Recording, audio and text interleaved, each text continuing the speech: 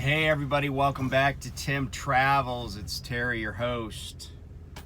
It's Tuesday morning, a little overcast. I'm here in Batavia, New York, which is in western New York. Notice I didn't say upstate.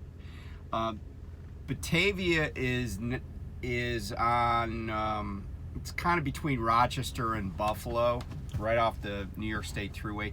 This is my ancestral homeland, western New York is, and so it's kind of fun to come up here periodically. There's some snow on the ground, but that's normal. And so Batavia is kind of an interesting place in that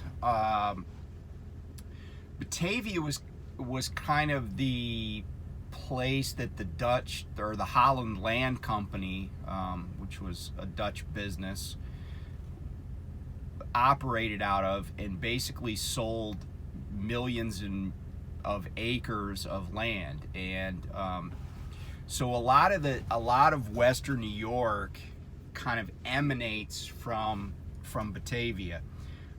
The town existed really before Rochester did, before Buffalo did. So it was an important place, and this area. So Batavia, right, is the county seat of Genesee County, and of course there's the Genesee River that runs south to north and empties out into Lake Ontario, runs right through Rochester. But this whole area of western New York was called the Genesee Country, and everything here, like everything that was here, kind of like rippled out. So all the counties that are here all started out as Genesee County, and so it's a little bit of interesting history. And by the way, the Holland Land Company building still stands today in Batavia, and the period I'm talking about is the late 1700s, and the land company still stands today, and the land company building, that is, they're done selling land, but it's in Batavia. You can see it if you drive across New York Route 5. You'll see it. So anyway, I'm back on the road. I got the load delivered over in Lancaster of candy that I had.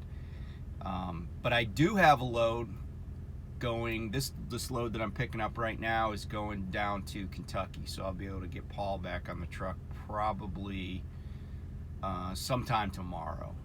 This load delivers 8:30 down in Kentucky, 8:30 p.m., so 20:30.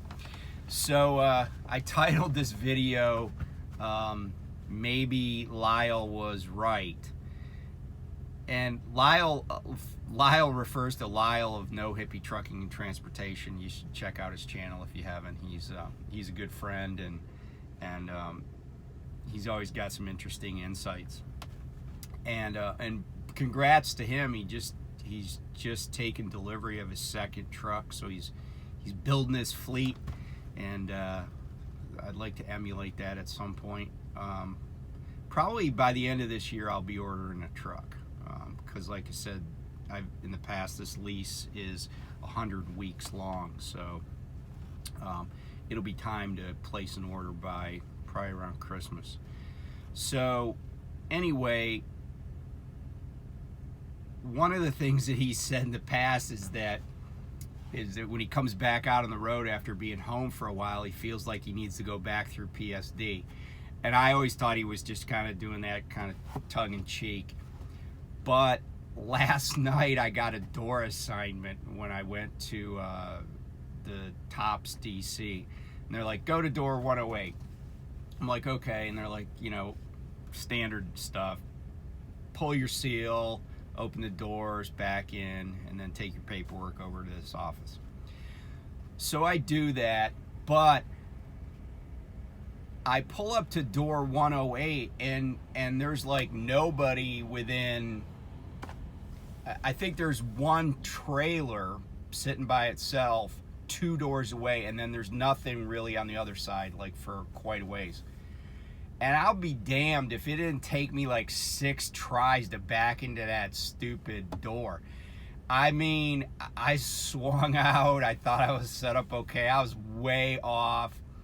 And, you know, sometimes when you don't have a good point of reference and you're just like, it's nighttime, you're looking in the mirrors, which door is it? That's exactly what happened. So finally I got lined up to what I thought was my door. And then I get back, I'm starting to back in, and it's like door 109. So I have to pull up. Luckily, there was a lot of space. Well, of course there was a lot of space. There was nobody around. There weren't a lot of trucks there either. And it was crazy. I actually stopped in Pittston yesterday. There were, I mean, everywhere there were tractors parked. I mean, the whole lot that's normally open was just tractors out the yin yang. You could barely move in there. So I guess a lot of people aren't on the road. But anyway, it was like backing that thing in, I felt like I was one of my students, you know, backing in. I was like turning the wheel, trying to get lined up, pulled up. I must have pulled up about 5 times, easy. So I finally got in there. And I will say this was the tops DC in Lancaster, like I was saying. They were so nice. They were so polite. I have never had this happen before, but when I went in there, I backed in, I disconnected like they said, I walk in with my paperwork, and the first thing out of the guy's mouth was, "Thanks for coming in tonight." And I thought that was really cool. And perhaps it's because a lot of people don't want to drive in winter weather, so coming up to Western New York in January is you know, a bridge too far for a lot of drivers.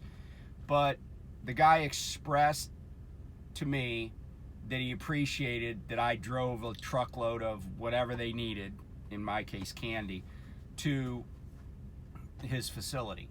And the guy was also ultra cool because he had a Buffalo Bills hat on. Because, like I mentioned, this is my ancestral homeland, and so I'm a Bills fan, I'm a Sabres fan. And so the suffering that I have to endure driving a truck is nothing compared to the suffering that I've endured being a Bills and Sabres fan. But my goal is to live long enough to see both of those teams, you know, win championships. So I might be around for a while. Actually, you know, I've kind of had mixed feelings about the Bills this year because they just don't seem to be performing at a high level. But I'm thinking maybe, you know, they're going to get in the tournament, like Tom Coughlin used to say. You know, in fact, he said it the last time the Giants won the Super Bowl. You know, you get in the tournament and see what happens. So that's how I'm kind of feeling about this year. Get in the tournament, see what happens. Sabres, they're still struggling, but, you know, you love them anyway. So, yeah, it was just kind of funny that sorry for that sports digression, but it was just kind of funny backing into that spot, and I did a little better backing into this one. I don't have anybody right next to me on either side, but I did a little bit better job this morning. So I'm getting my bearings back. But we're going to get this load. It's not a super fast load, so I'm going to run over, probably run back down, probably go over to Erie, run down 79 all the way to Charleston, West Virginia, so I can cut across 64 and pick up Paul, and then get down to this going to London, Kentucky. I don't know what we're going to get out of there, but I did find out that I couldn't get, so I picked this truck up in Pittston. I went through orientation in Pittston. And so I thought that I could pick up my IFTA and HUT stickers in Pittston, but that is not the case. So if you're a prime driver like me, and you didn't have stickers mailed to your house, which I don't typically do because I don't want them to get lost in the shuffle. And what I mean by that is that, you know, the mail will eventually get to my house, but then, you know, we have a mailbox, and, you know, it's not, you know, might be my wife, might be my daughter who picks it up, and they don't know what they're looking at, and it just gets stuck in a pile that my wife's going to go through at some point. So I just wanted to avoid that. So I thought I could get the stickers at Pittston because I kind of went a little bit out of my way coming up here to go through Pittston, but it's okay. I did get the truck washed, so that was a win, and I'll just have to get over to Springfield and get the stickers. So anyway, stay safe out there, man. You gotta keep track of the weather. There's a lot of trucks stranded on I-95 this morning. You know, I-95 going through Virginia is pretty hilly in places once you get north of Richmond. And a lot of truck, you know, that Fredericksburg area got socked by about a foot of snow yesterday. And I drove in a little bit of it on the northern edge when I picked up a trailer in Laurel, Maryland. But you got to look at the weather. You got to, you know, like Harry Callahan says, a man's got to know his limitations. And when you're in an area like, and by the way, from Richmond to DC or to the DC Beltway, I don't care when it is. I don't care if it's a weekday, if it's early morning, middle of the night. I don't care if it's a weekend. I-95, if you're not used to driving through there, is jam-packed. I mean, it's a lot of traffic all the time. Even in the middle of the night, which is about the only time I'm willing to go through there, there's a lot of traffic. There's more trucks then, but you know, yesterday, the idea that you were going to drive through there on the first working day after the holidays, you were going to drive through there in a freaking big-ass snowstorm and make good progress, that was just a fool's errand. So watch the weather. Think about where you are, right?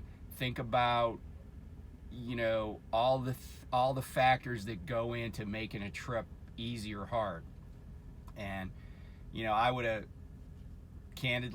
just either not gone that way at all, or you know, gone earlier, gone later, whatever. But yeah, it's and apparently there are a lot of trucks that are jackknifed even on secondary roads that are just jacking up them getting the plows out. And as I've said before, I did a video on my winter driving tips. I've said the most dangerous time in a storm is at the beginning, because everybody's still going to be out trying to get places. Plows and salt trucks haven't been able to do their work. That's when you need to get off the road, and then let it shake out. Wait till the dust settles, wait till the snow settles, whatever you want to say, and then get back on the road. So anyway, be safe out there, and we'll talk to you soon. Bye.